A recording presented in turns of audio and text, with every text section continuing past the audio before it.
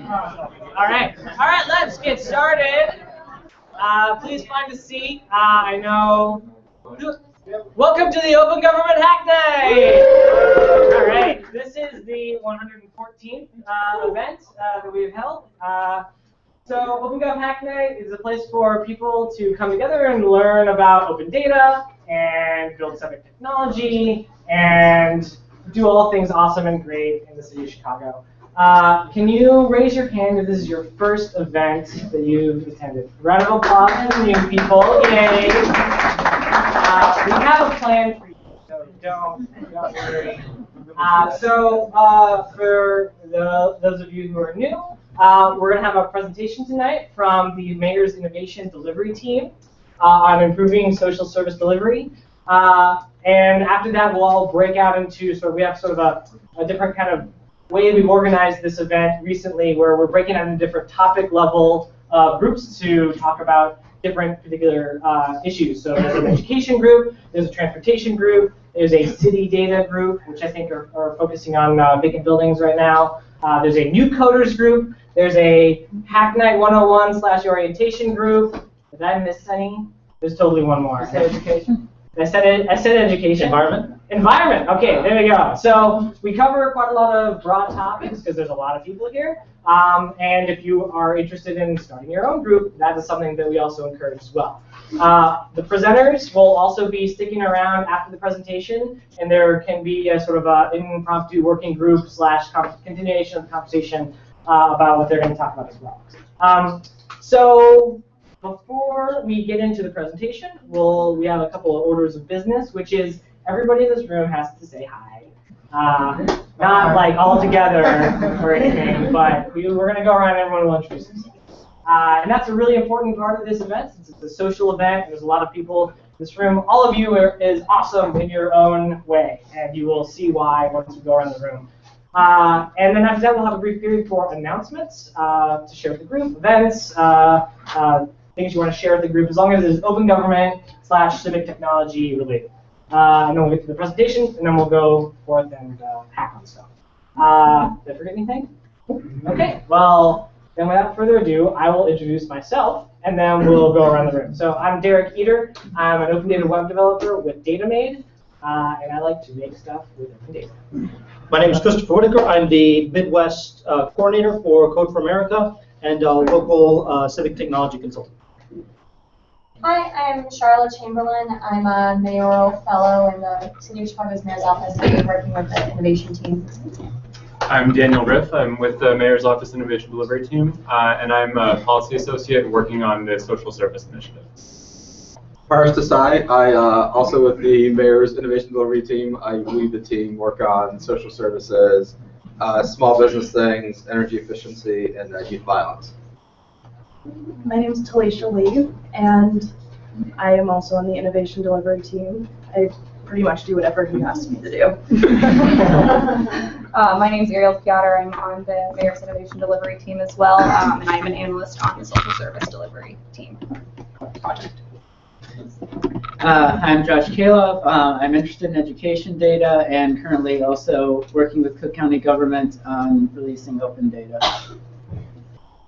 Hi, Alex Kelly. I'm studying data science, and I'm interested in the Vacant Lot project. Hi, everyone. My name is Michael Chandler. I work with different companies on housing, education, etc. Hi, I'm Malo. I'm a student computer science at International Institute of Technology. Also, I'm working as software engineer at Openstreetmap. Hi, my name is Diego. I'm a developer in the city, and I've been coming to these meetings very interested in all of the open data and the projects. Hi, I'm Steve, and I do GIS for the city of Erie. I'm Matthew. I'm a graduate student in UIC, and I'm another Mayor's Office fellow. My name is Rob. I'm a sociologist and Office Python programmer, and I'm interested in open data. My name is Randy. I'm an old guy. I think I got to be the old guy first tonight. And I like Python, and I like the bus data and everything to do with people going back and forth on buses and trains and all of that with Python. Hi, my name is Melanie. I'm a fellow at the Chicago Medical Legal Partnership for Children. My name is Paul Mack. I work in software integrations. My name is Sam Zhang. I'm a fellow at the American Management Data Science for Social Good Fellowship. Hi, my name is Samir Koja, and I do data development for my software consulting company, and I'm interested in open data. My name is Justin Manley. I'm a student at the University of Chicago and JavaScript developer. Doing stuff right now mostly with leaflet maps. My name is Abdullah Khan, and I'm in economics. Hi, I'm Gavin. I work at Microsoft in civic engagement. Hi, I'm Mel. I'm also at Microsoft, and I write apps based off of open data. I'm Jerry. I'm a community activist. I'm interested in the development of applications for activists. Hi, I'm David. I'm an options trader, and I just thought this sounded interesting, so I come down to it. Great. Hi, I'm Nicole. I'm a aspiring web developer and interested in what we do with technology. Hello, I'm John Kent. I work in finance. Anyone else? Oh, yeah. Everyone else who's waved. Okay,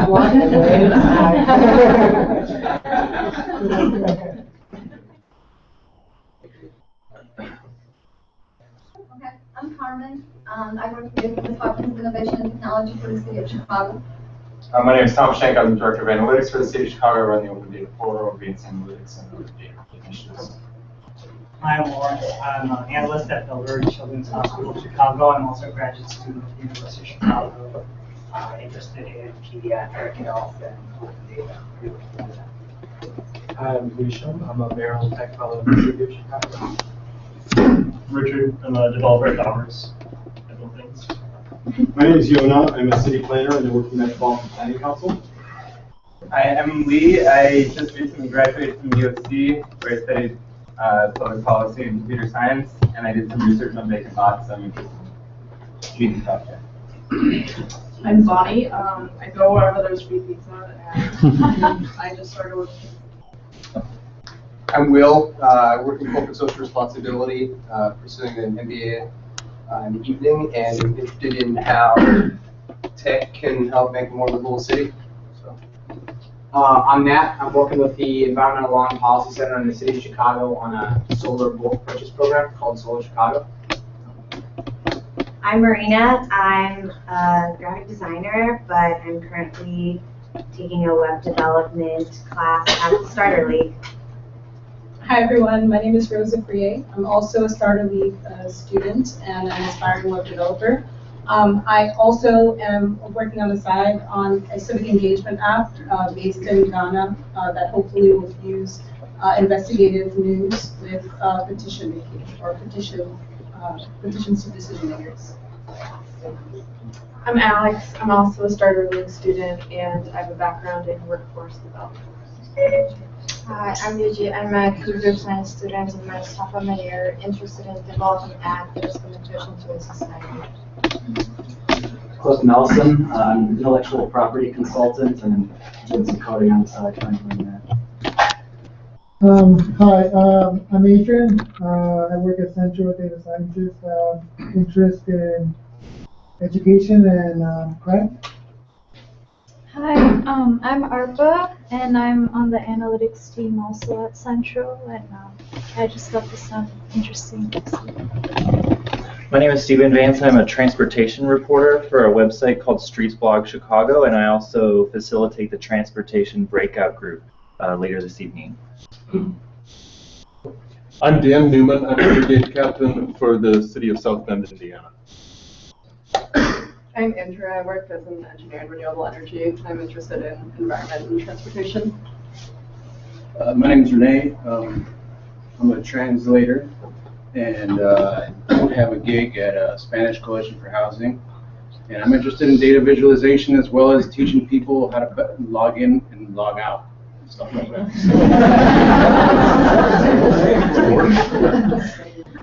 I am Josie Davis, and I'm the founder of Curmudgeon Group, and we're a creative firm focusing on public innovation and social impact through art-based campaigns. And we're from Chicago, and we like also like digital things along with the arts. So talk to us. I'm Andrew. I'm interested in urban sustainability and disaster resilience. I'm Callie. I'm a social policy grad student at the University of Chicago, and I do research on federal and state safety net policy. My name is Nick. I'm a researcher at Chapin Hall at the University of Chicago. And a lot of my work involves child and family welfare policy. Hi, I'm Amanda, and I'm a freelance writer. I'm David. I'm a health technology CTO and a big data guy, and I've been using lots of publicly available government data in my products. My name is Zachary, founder of the Naru Project. We build industrial hydroponic systems to hopefully clean the Chicago River. I'm Steven. My day job's with IBM, but I've got a night job with Washington State's open data. I'm Gino. I used to be a civil engineer, and now I'm working on advancing electric cars for the city of Chicago. I was the first all-electric limousine driver. My name is Russ Huxell. I'm a product manager at Options Express. I live up by Montrose Beach, so I want to talk about that. I'm Sarah. This is my last week as an AmeriCorps Vista at the Strategy Center, and I'm interested in data and Hi, I'm Meg Plistic. I'm learning how to code and learning about open data, interested in education and housing. Hi, I'm Elizabeth. I'm interested in education and project management. I'm Gene Linus, a data scientist at the City of Chicago and the leader of the City Data Group, which is really kind of becoming more the vacant property group. So.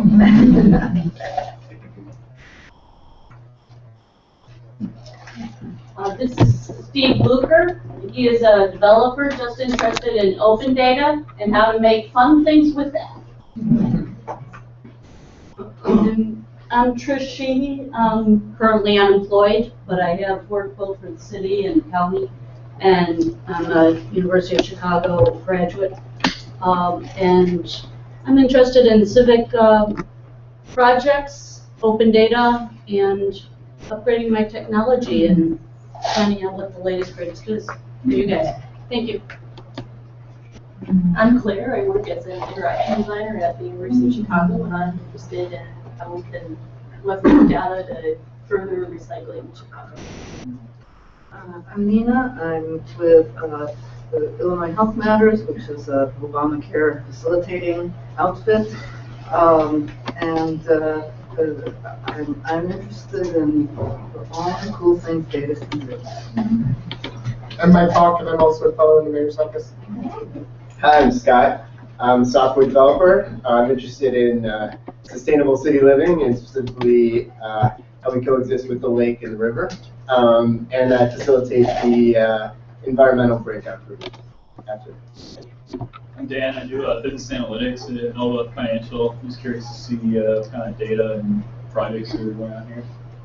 My name is Lisa Reyes. I work as a psychometrician, which means I do statistical and psychometric analyses of instruments intended for psychological measurement, like rating scales, surveys, and mainly achievement exams.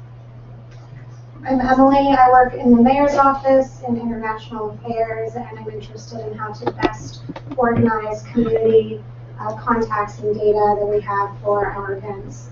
And I have to go on. Kurt Godoff. I'm a software engineer at Harris Exchange. I'm interested in transportation. Hi, I'm Elmo. I'm a project manager. I do projects on healthcare and water filtration. Is that everybody?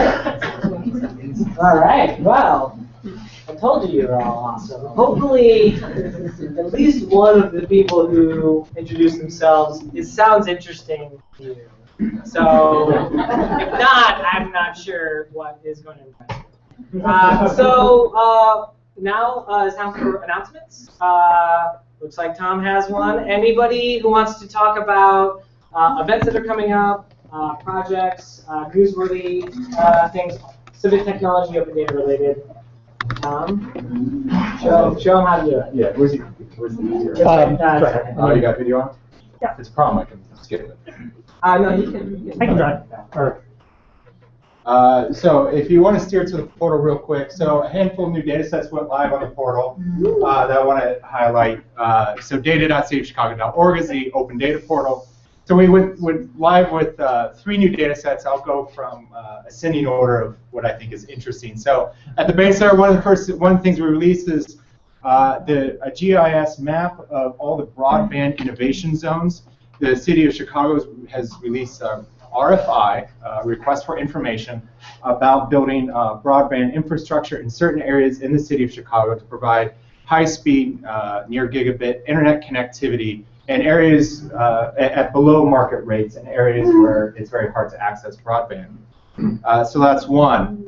Another data set that we recently released is what we call public vehicles. So everybody who gets a license for the City of Chicago to operate a livery, to operate a limo, to operate a taxi cab is now posted online. So you'll be able to see who's been licensed, and you'll also be able to see who's rejected. It's actually a responsibility of the taxi companies to keep track to make sure that people driving their cabs on a day-to-day basis are licensed with the City of Chicago. If they don't do that, they get in big trouble. But this information will now be publicly available online as well, so it can be seen by others. And perhaps the most interesting, thank you. Oh, did you want to see? No, I want that one. I want that one. Too late. Oh no, I'm clicking too fast.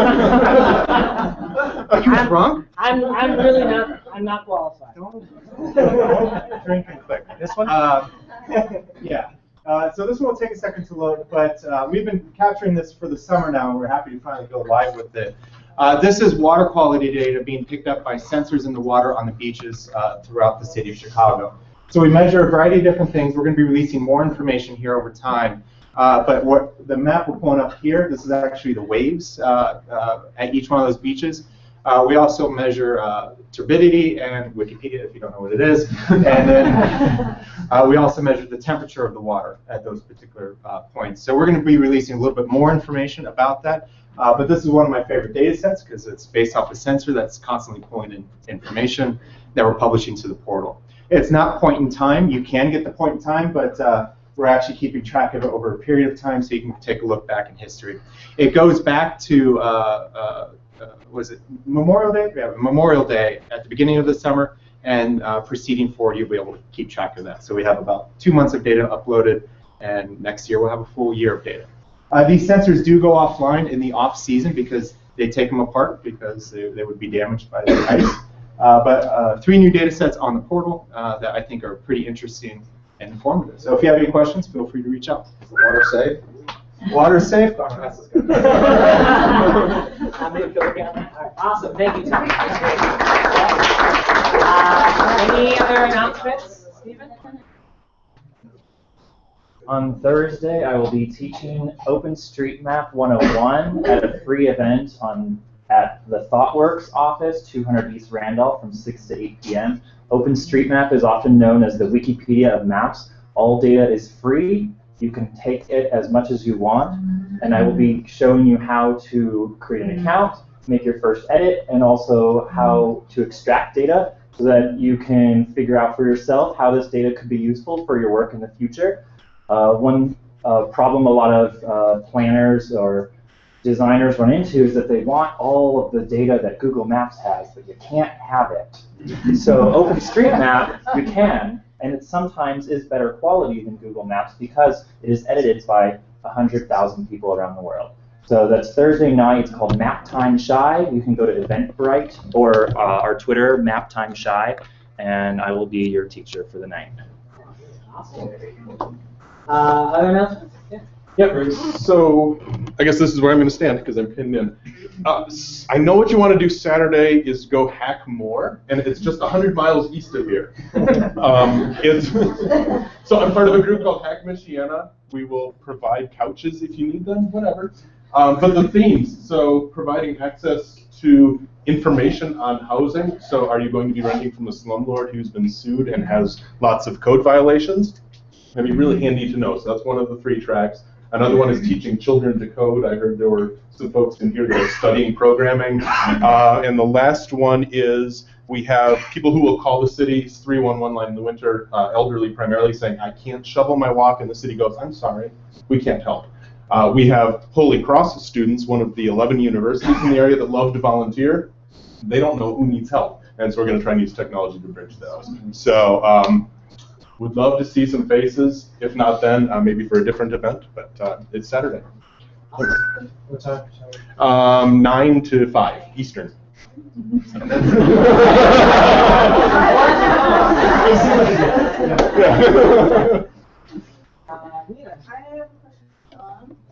On the Hothole dataset, does that include sewer cave-ins? No, cave-ins are different. It's completely differentiated. Come on. So cave-ins are when the subsurface washes away and of course it collapses down. So sometimes somebody would first report that as a pothole, and then that gets referenced over to the water department because of the fact it's a cave-in. If you just pave it, it will. C-click fix, or calls that a pothole? Oh, they call it a pothole. Okay. Our Open 311 protocol does it, and they should be pulling information from there. But yeah, Open 311, there's, let me just highlight this. On the data portal, you see what it's initially reported as. Open 311, it's a bit more robust where if there's a follow-on request because it wasn't a pothole, indeed it was something else, that is shown in Open 311 where it's not quite shown in the portal. But that's the flexibility of JSON. Other announcements? Chris, Saturday? Chris, are you going to tell them about Saturday? Hmm? You going to tell them about Saturday? What's on Saturday? What's on Saturday? Crime and Justice. Oh my God, yeah. Since you mentioned it, go ahead. Just, Chris had this. Oh, you do it, Chris. Let me multitask. It's not going to work. At Free Geek, there's a thing called Supreme Chi-Town Coders, who's been scraping the jail project, the county jail for inmate data, and making it anonymous. And along with that, we built that group that I'm the custodian of. That means I'm the guy who they explain things to because I'm the dumbest one in the room. Has collected quite a bit of data from inmates and then quite a bit of data and has seen through that data a lot of what goes on as far as crime and punishment in Chicago. And then there's been a Tarbell project, and Chris took over at that point. Chris, go ahead and take over and tell them about the Tarbell project. Sure. So this Saturday at Free Geek Chicago, we're going from 2 to 4. We're going to be demoing the Crime and Punishment in Chicago project. So right now on the data portal, there's 10 years of crime incident data, which is really, really comprehensive and great, but it's just one vertical in what's a very complex and very broad criminal justice system. So what this site's done is it's indexed all the data sources for the entire criminal justice system, saying what's there and what's not there. So it starts with victimization data, calls for service, incidents, arrest data, prosecute, the decision of whether or not they're going to prosecute or not. Spoiler alert, it's a big black hole. You don't know anything about the methodology or the ins and outs on how the state's attorney decides to investigate a case or not. We go to jail records, sort of what the population of the jails, then the court data, sort of what the conviction data is, win-loss records, things like that. And then finally we get prison population data and data on whether or not people are being rearrested and taken back into jail. We have this very nice chart that shows you sort of the whole criminal justice project, or the whole criminal justice system, sort of a flow chart here, and we sort of explain it in the details, and we'll be talking about how we went about all this and our new project about Cook County conviction data this Saturday at Free Geek Chicago. Which is in Logan Square. Is there demographic data as a part of this? No, so when the crime incident data has no demographic data, it doesn't have any identifying information. The jail population for Cook County does have demographic information, but they're working on a project to sort of scrape that data from Cook County Jail. It's not perfect, so it's really rough. And then on the prosecution level, we have nothing. Is this victimless crime as well? Victimless? Yeah. This is we only have data for, so we kind of cover that in victimization because we know crime occurs, but nobody reports it, so we don't have any data on that. For incident and sort of everything, we sort of try to index everything, even victimless crimes. The crime data set that the city has already released, the 10 years of data that Christopher mentioned, has victimless data in it. It has, people who've lost their passports is in there, stuff like that. If that's what you're looking at. Like, that's one thing. Whatever. Yeah. Rule violation, that was an arrest, that wasn't. Right. Right.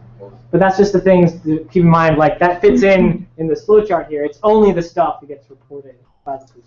The other thing is that there's no connectivity between arrest and prosecution.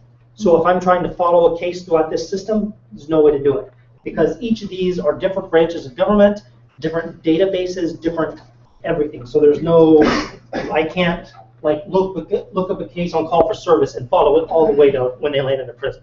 That's not possible. And so it makes it harder to sort of understand like the whole picture. Not possible yet. Does the data set include like federal court and federal crimes? Just wondering, or is it only in the state jurisdiction? So this we just focused on Chicago. Okay. But federal crimes can happen in Chicago. That's right. I guess that's what I'm trying to. So for incident data, we only have data for what the Chicago Police Department does. So if someone gets into a fist fight on the interstate, it's not the city, it's not CPD, it's the state police. And so if anything happens on the freeway, we got nothing. Really weird, all this different moving parts. I have one thing to share. Maybe some of you guys have seen this. NYC Taxi.herokuapp.com. Okay, I love this thing. This is the coolest. So some of you guys may have met the guy who made this. His name is Chris Wong, and he works for Socrata and is also involved in the Beta NYC group in New York City.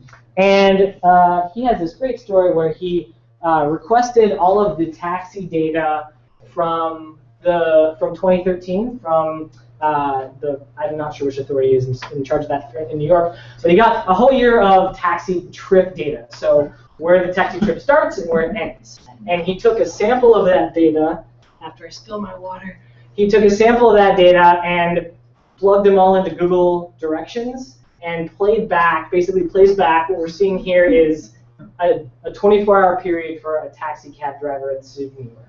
This is real data, and here he is sort of waiting somewhere. There we go, and he picks up somebody, right? And this is basically just, you can follow this taxi cab driver and see how much money he's made, how many passengers he's picked up. And it's a pretty powerful way to tell a story with this data. It's also pretty slick. I think this may be the most popular civic app that has ever been created to date. I saw on Twitter that he hit over 600,000 map views because it went viral. It went on like Hacker News, and it gotten written up in a bunch of different newspapers. So lo and behold, people care about this stuff. So it's not just us in this room, right? And I think he did it. It happened because this is a very well put together, very slick interface, but it's also very interesting data that is broadly appealing to a lot of people. So all the code's open source for this thing. It's pretty fascinating, so I just wanted to share with the group. We have a little bit of a rivalry with the city of New York. Can't say that I'm not a little jealous that they're the ones that made this, but I think it's awesome, so I wanted to share it with you guys. Is there any other announcements anybody wants to make? Anybody else just want to watch this? Racking it up. Yeah. So Like I said earlier, my name's Matt, and I'm working on this program called Solar Chicago, and we're working with the city's sustainability office on it. Basically, what it is it's sort of a partnership between nonprofits who are trying to, help achieve Chicago's sustainability goals and get as many panels installed as possible in the area, and for-profit contractors. So basically, what we've done is essentially we are marketing this opportunity to get solar panels at significantly discounted rates to people around the city and 4 other communities in Cook County. And I just think it's a pretty cool program. And if you want to check out the website. Yeah, you got a URL? Yeah, www.mygroupenergy.com/Solar Chicago. Is this going to work? I hope so. Did I spell everything right? I was looking at my hands when I typed it. Yes. But yeah, as you can see, we're almost at our registration goal, but we think we're going to crush it. So, I don't know, it's just a cool program, and it's the biggest sort of bulk purchase that this organization has ever done. And I just wanted to thank people in the city of Chicago for being so on board with it and spread the word. Do you work on Solar City? We're not working with Solar City, no. We're the contractors we're working with are Joule Energy and Microgrid Solar. We put out a big RFP, and they came back with what we thought was the best proposal. So, cool. Yeah. Awesome. Shall we get on to the main event? Any other announcements before we move on? Do you have the slides? Yes, I do. Awesome. Okay, so now we're going to hear our presenters from the Mayor's Innovation Delivery Team. We have Charla, Daniel, and Ross. So everyone give them a round of applause. Here we go.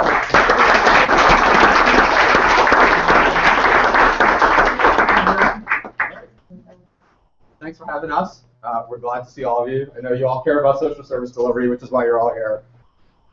Pizza didn't have anything to do with that. I'm going to tell you a little bit just about myself first. I've been with the mayor's office for about 3 years now. I lead the innovation delivery team there, focusing on big challenges that the city faces. The mayor's picked some different priority areas for us. Some of the first ones were around small business, improving just city operations broadly across the city.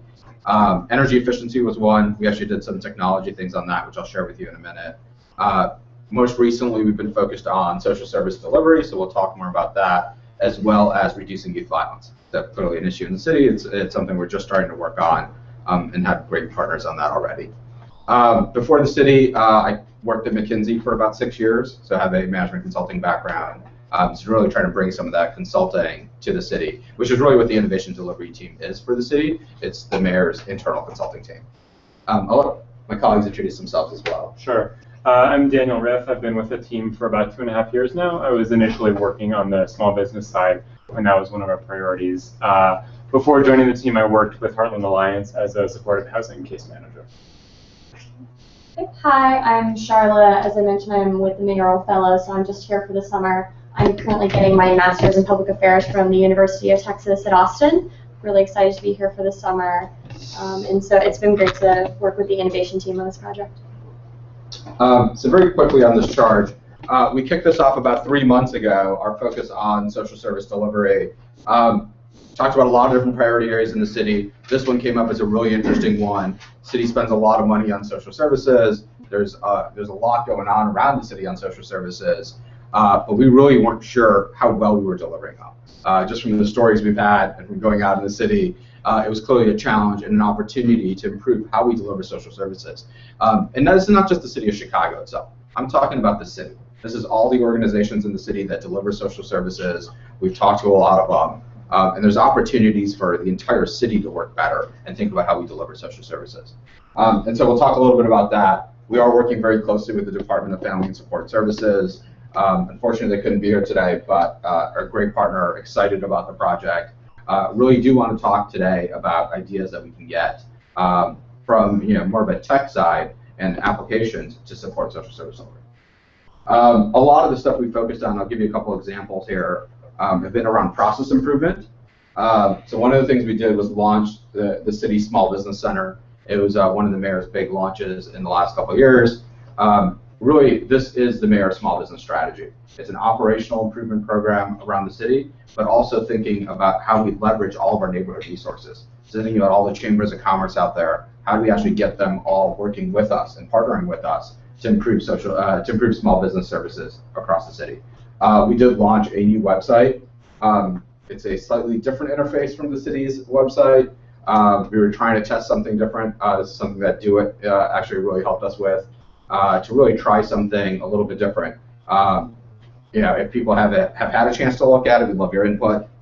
This is something that we continue to work on and strengthen. One of the other projects we worked on was energy efficiency. I think this will be really interesting for you guys. So at the city, when you sell a home or buy a home, you're required to disclose your energy bills. It's one of the things you got to disclose. It's been in the ordinance for years. The process was a paper process.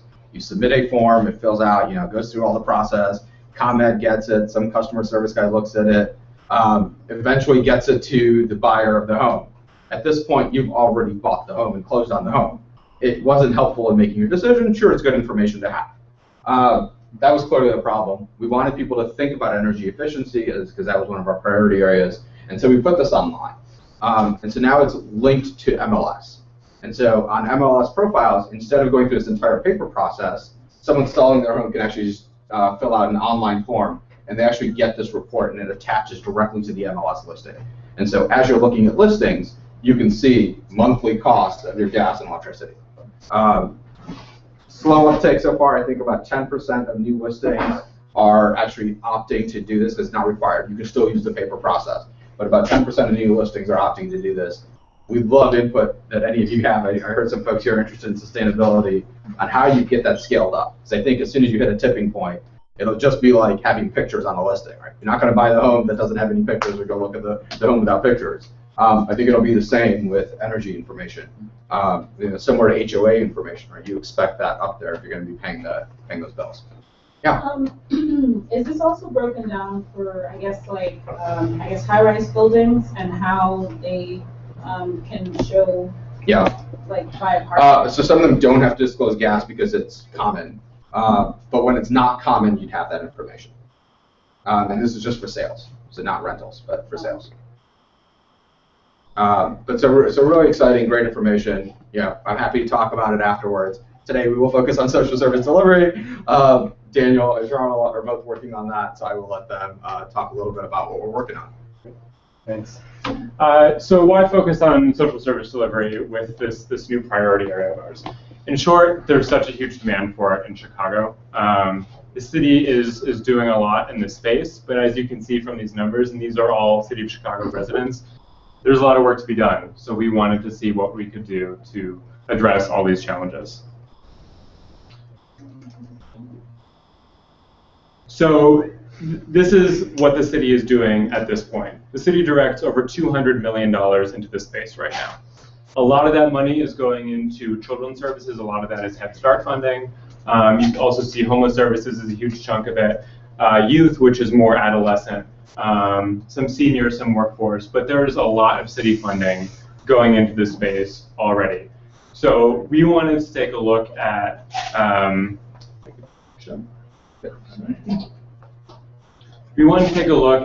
what the city is doing directly as well. So what you just saw was all of the city's delegate agencies who were funding, who were supporting. There are 6 centers across the city that are actually city centers. They're called community service centers. People walk in every day with basic human service needs. They need shelter, they need housing, they need food. And these are smaller locations. You can see each one has about 8 staff. And they see, it's a large range, but between 80 and 240 people a week come into these centers. This is an opportunity where we can really try to affect some quick changes here that can really benefit the population and maybe draw more people into these centers that could really benefit from the services that are there. As you can see, they're pretty well spread across the city, from uptown down to South Chicago. The main things that you can get here are rental assistance, a referral to a shelter for that night. You can learn about affordable housing options. You can sign up for public benefits. These are really locations where people come when they're in crisis. That's really the population that we see. And so there are a number of challenges that we're running into as we seek to improve these centers and try to make try to get the right services to the right people that are in need. How do we empower residents to better support themselves? How do we equip them with those tools? How do we efficiently connect people to the resources? Clearly, there's a lot that's out there. You saw how much funding we're putting out there. There are so many more organizations that have no affiliation with the city that are doing great work around Chicago. How do we make these connections? How do we give service providers more of the tools they need? And how do we know who's doing a good job? How do we know who we should be sending people to? And also, when we do make connections for people, how can we increase the chance that they actually show up and follow through on those? So I wanted to give you a sense of some of the people that we're seeing at these centers and some of the people that come into our partner agencies as well. So these are examples of people that we've met when we've visited these centers. One individual came to a center after spending a night in a park, just had nowhere else to go, and came in the morning seeking assistance for shelter. The caseworker called around to several shelters. None of them had availability for that day, so the caseworker asked if there's anywhere else that person can stay for the night. And he said there was, one place where he might be able to go for one night, and so she encouraged him to go there and to come back the next day, and they would try around and call again. Obviously, this is not an optimal solution. There should be somewhere for him to go. How can technology play a role here? How can we better match the shelter availability to the people who are in need? And maybe this caseworker, maybe the person sitting 2 doors down was making the same 5 calls to the same 5 shelters and already had that information. And maybe someone else knew of a couple more that had availability that night. How do we use tech to solve some of these issues? Another example, someone came in after losing her job and she wanted help paying rent, so she called 301, the city's non-emergency line, explained her situation. They sent her to a center where we have information sessions on our rental assistance program. So she went to the program. It turned out she didn't qualify. There are a lot of criteria for this program. One is that you can demonstrate that you'll actually be able to pay the next month after that. She couldn't meet that because she didn't have a job at that time. So she left pretty frustrated. She just, maybe she'd set aside a number of other things she had to do that day, came in and found out that there really wasn't any reason for her to go there. Is there a screener that we can have with better information so that people know where to go? Obviously, there's an issue with the information in the first place that she's getting from where she's calling. And is there just an app that people can easily search for the services that they need? One more that's more from the provider side. So if we have one of these staff at an agency, whether it's at our center or at another social service agency in the city, who has a client come in asking for help getting a job, that staff person knows of an agency, a workforce agency nearby that might be able to help them. So they send them over there, tell them a little bit about the program, and then don't hear anything from that person. They're not sure if that client was fully qualified for that agency's programs. They're not sure if that client actually followed through. If that client followed through, they're not sure if he ever actually got a job out of it. And maybe there are some other issues. Maybe he was stable in his apartment for now, but wants to make sure that he has enough income moving forward to be able to stay in that apartment. So there's just a lot of follow-up that goes on there. So in terms of the referral piece, is giving someone a handout with specific information, almost like a boarding pass. Here's your information, here's where to go, here's what you need. Something that's helpful in that situation. And on the provider side, how do we better track where these people are going and what impact are we having? So a lot of these questions, they might be ringing some bells in your head about other solutions that are out there. Charlotte will speak about some of the ones that we've come across. If I can just jump in for a sec. One of the challenges, like if you give someone a referral sheet and say, here's the other organization, and it's just a sheet of paper, they're going to lose this thing. They're never going to get. So how do we actually, and a lot of these folks are homeless or close to homeless. Like, how are you going to, what are you going to do for them that's going to help them get somewhere? Is there something we can do? The boarding pass idea was trying to think about how do you get someone just the right information that they need to encourage them to go to that next step? Right? Is there something, something that they're going to get when they get there? There's an interesting design competition with boarding passes, which is where I thought of it initially. and how do you design the ideal document, that's going to get somebody just the information they need to actually use it in a useful way. So to try to think about that, is there a useful way, whether it's a map and say, this is where you are now, this is where you're going. Anything, that kind of information to encourage somebody to take that next step.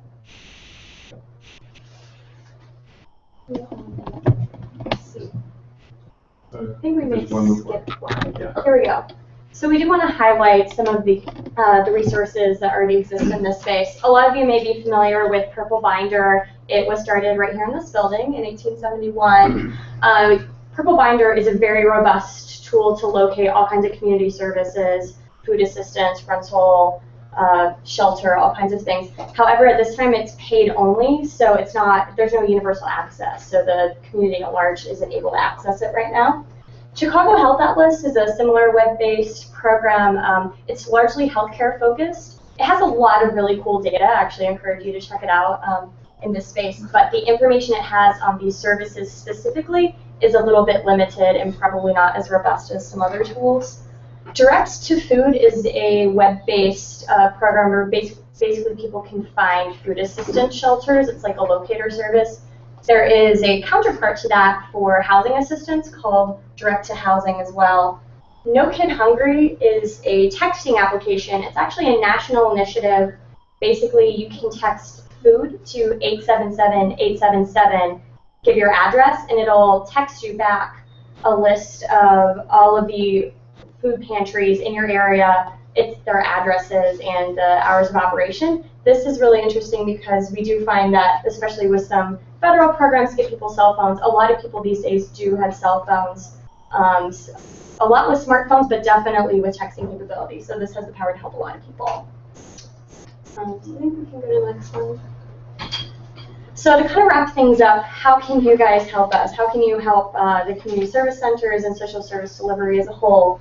So we're looking for some solutions to some of the problems that we've discussed. So how can we use technology to empower residents to better support themselves? How can we efficiently connect people to resources? As we've discussed, there may be programs all over the city. How do we make sure we're connecting people to the right ones, connecting them either in person or maybe using a web-based tool? How can we give service providers more tools to succeed? How can we determine which programs are successful? Are we really referring to the best programs or just the ones we know of off the top of our heads? And then how are we improving that follow-through and making sure people are getting the services they need in the long term that really solve their problems? So with that in mind, yeah, we'd love to try to convene a group. Maybe people who want to discuss these problems further might have ideas. So please do stick around after. But are there any questions right now? I have one. Yeah. Oh, sorry. I did too, but Derek, you. Gene, please. So it's funny. We should definitely talk further. I mean, we're actually looking at. I feel like there could be some overlap with some of the other work that we're going to be doing. So. Do it or. Yeah, do it. Okay. But. I don't know. I guess I could say that on the side too. But the Vacant and Abandoned Housing project is just one project that we're working on, and we haven't really decided on an approach even for that project, let alone the other projects yet. And there, a lot of similar issues. So. Yep. Have y'all been in contact with the Illinois Framework Project? I know one of their goals was to hook up all the state social service departments together, unemployment, DCFS. Are y'all doing sort of a similar thing, trying to interact with them? We've spoken to some of the state agencies on a more local level, but we haven't spoken to the Framework Project, so we'll definitely look into that.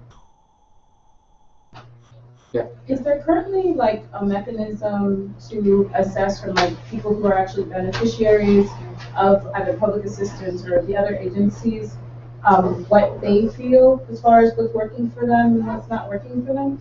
And specifically also maybe geared success stories. So for example, like the WIA program, people who have actually successfully gained employment after 30 days and that. And there's a little bit of follow-up. It's not systematic. Right? How do we actually track everyone through different agencies? Or if they come through us, remember from somewhere else, we don't get that data back. So we have no idea. I get a number, but the number doesn't tell me anything. And it might not be accurate. And a lot of times numbers are, this is how many people I trained for a job. Well, because that's what I was paying them for. I don't know how many actually placed into a job then. And then how many actually retained the job. So thinking about that would be really valuable for us. How do we actually do that and connect all these different systems across agencies? Ideally, we'd love to get them all in the same system. And not going to happen anytime soon. Is there a way to short circuit that entirely and think of another technology you can put that's around it that actually connects information across agencies? One of the ideas we had tossed around using technology for a solution like this was sort of almost like a kind of Yelp rating platform where maybe people could help each other and provide success stories. When we went to the centers, we found that people who were sort of waiting in line or in these discussions were really willing to help each other out. So really sort of creating an interface for them to do that. Of course, it's not going to be accessible to all people, but it's one of the things that we thought about might help people. I think communication between people is going to be really important. I think our rental assistance program, the way most people find out about it is they hear about it from somebody else. Somebody else got some funding. They're like, oh, maybe there's some money available for me. Let me go check it out at the city. And then most find out they don't qualify for it. So then they leave disappointed. So we're actually disappointing more people than helping. So to get that information out there and really think about how do people know where to go and what to expect? So a provider-oriented platform like that is called Southside Health. It was invented here in Chicago, so you might want to take a look at that. Okay.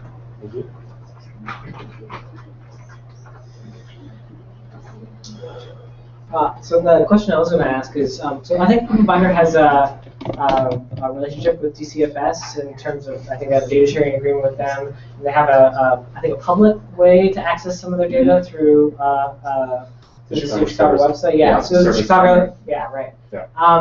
So I mean, have you guys thought about expanding that at all? I mean, it seems like there's a lot of people that approach this problem and see the same sort of like lack of a solution, and I feel like I've seen a lot of, like you listed a bunch of people trying to solve the same problem over and over again. Right.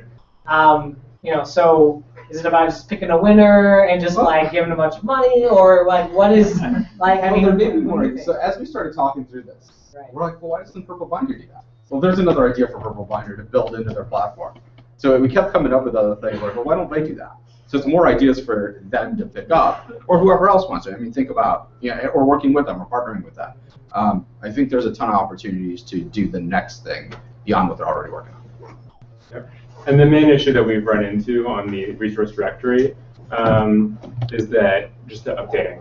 That all of the ones that we named have been, maybe some of them are still up to date in some areas, but will fall out of date pretty quickly. Yeah, right. That's a problem for all tools. So I used to sit next to Purple Binder here at 1871, and they hired, it was a couple summers ago, they hired a bunch of people to go in and like manually look up and call all these places, because there was no other way to get that data. I mean, you can get it from various listings that exist elsewhere, but they're all stale and out of date. I mean, that's really a challenge. One approach I know they attempted was trying to get these places to take ownership of their own information. So if you are a restaurant on Yelp, if everyone is going to that page and saying, oh, like this, and saying, oh, we're ruining your place, you want to make sure that that place is now all of a sudden you feel like you should be in charge of taking ownership of that information on that page because it's your establishment, right?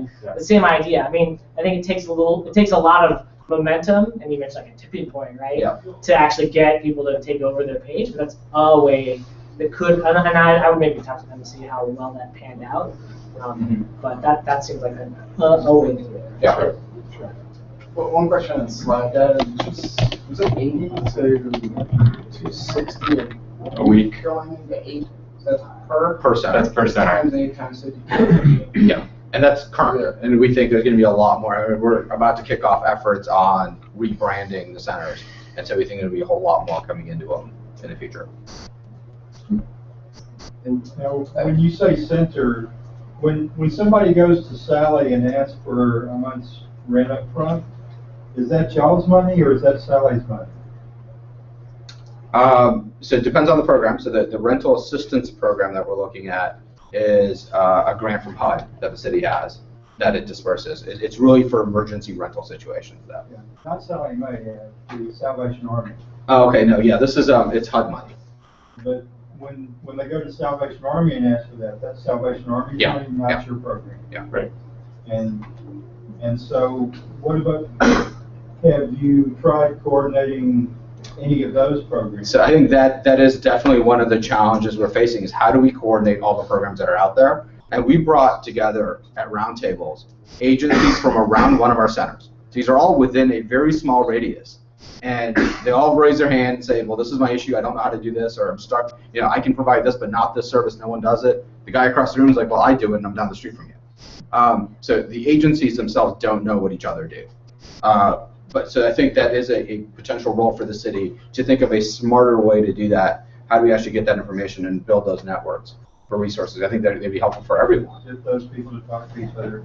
Right. Yeah. Because like in the Irving Park neighborhood, the Hands to Help ministry and the food ministry and a Friday homeless ministry that's through a place out in Arlington Heights, all meet and are there on Fridays doing things, and the homeless people know about it. They go to all three. Yeah, yeah. But then those people don't talk. There's a coordination, absolutely. So it's clearly some coordination of just an ability to network and talk to each other. And and we can bring people together, and we will bring people together. But again, that's not efficient. Is there a more efficient way of doing that? But I think that's a great opportunity. I thought what you were saying about people showing up to things and realizing they don't qualify and being disappointed was interesting. Are you working on any like pre-screening tools so people don't get discouraged and want to give up after having that frustrating experience? Yeah, we are, and we're working on just making sure that everything we're telling people through 311 or through whatever means they're entering our system are aware of that information up front. I mean, there's also, when people come into the center, often they will wait for a while, and then after their wait, learn that the reason they're there, they're not eligible. So there's some quicker fixes for us on in terms of that and getting people that information much faster, so that they're not losing all the time. Just to elaborate on the scope of that, when you're sitting in one of these rental assistance meetings, like in mine, over half left. So, I mean, because rental assistance is very hard to qualify for, they do then get referrals to other programs, but it is definitely something that could be streamlined because it's impacting a lot of people. So. This is so interesting to me, so I'm just really excited about it. It seems that there's a preference to have people actually physically come into the office, and that's kind of seen as like a success measurement.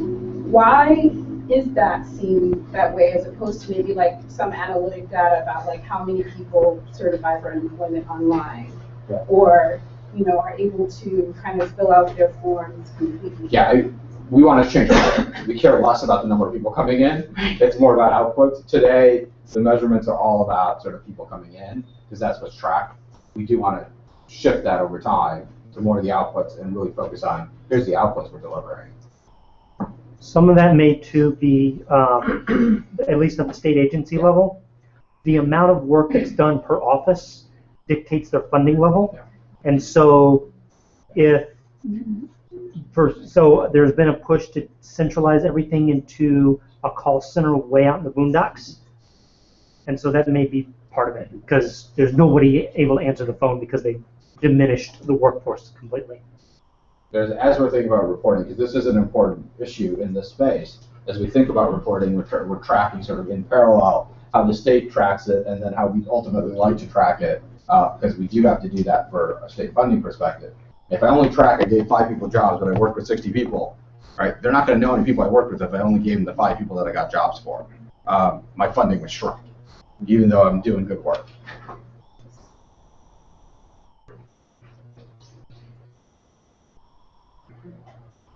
Questions? All right. Well, thanks, guys. Thank you. So,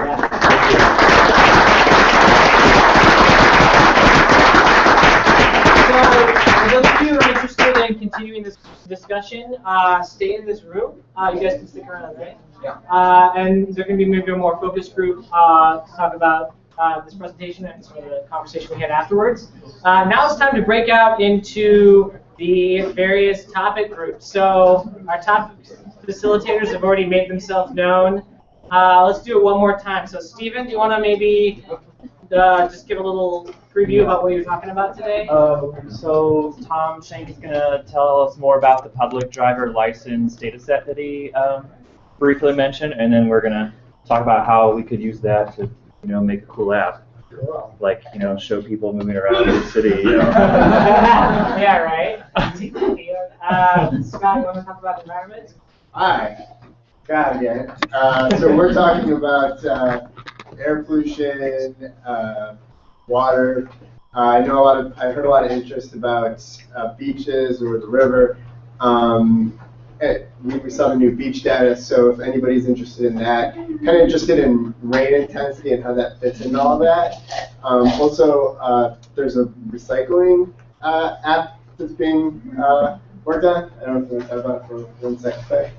Yeah, basically we're kind of working on the issue that with like multi-unit apartment buildings that would be like with 5 or more units, there really is no recycling. I don't know if anybody lives in a really big building. Yeah. So there's an ordinance on the books. It's supposed to be enforced, but it's just not. So I think it's supposed to be like a $100 fine per day of the infraction, but that is not happening. So we just want to kind of get the word out about people, perhaps having people report that they don't have recycling in their building, kind of mapping that out so people can see how much in non-compliance the landlords are, and perhaps getting some awareness around that. I know the kind of the municipal elections are coming up next February, so in time for the election, maybe we can get something going. Cool. Awesome. Education group? Oh, I'm sorry, Gene. Sorry, I didn't know if we were done with the group, but so I'd like to meet out here by the coast. I want to see how many people there are, and then. And this is for the. This is for vacant and abandoned buildings. In case I feel like I said that like a dozen times, but I probably haven't. But I do say it at least a dozen times, probably every hour of every day. But depends on how many people we have, where we go. So. Education, Josh, you want to feel? Yeah, so we've been working on looking at the difficulties of enrolling in schools and how to find schools and picking schools, especially at the high school level in Chicago Public Schools. So we're working on that project more, and then also potentially there's a lot of other DPS related things going on right now, so potentially looking at other stuff too. Christopher, hey, remember you new folks, how I said we have a plan for you? Here it is. So if this is your first time here, if you are new to civic hacking, new to open data, open source, and have never heard of GitHub, this is the session for you. It's going to be about 15 minutes. How many people do we have that are interested in that? Can I take this one? We can split it up, yeah, sure. So we're going to meet here, and then we'll probably get started about 5 minutes, let everybody else clear out. Cool. And then for, there's another group, which is the New Coders group. And I think I saw Damon Drummer walking around. So this is a group that was started a couple weeks ago. There are a lot of people that come to this event that seem to have an interest in learning to program, or maybe learning how to program in open source, using GitHub and things like that. So there's a group that is meeting to go over those things and sort of learn as a group. So if Damon's not here, I can try to lead that up, but hopefully he is. So you won't have to listen to me talk anymore. Are there any other? And we'll meet. I think we'll meet out there. Is there any other groups that I haven't covered? Is there any other groups that people want to form that you're like that you think that none of these things that we've just talked about are interesting at all? You got your thing. Does anybody want to propose a different session or a different breakout group? Well, the social services would be. Yeah, I mean, definitely, yeah. Social services can be, we'll be in here. That'll be a group. Anybody else? Okay. Well, thanks for coming. Thank you to ThoughtWorks for buying the pizza.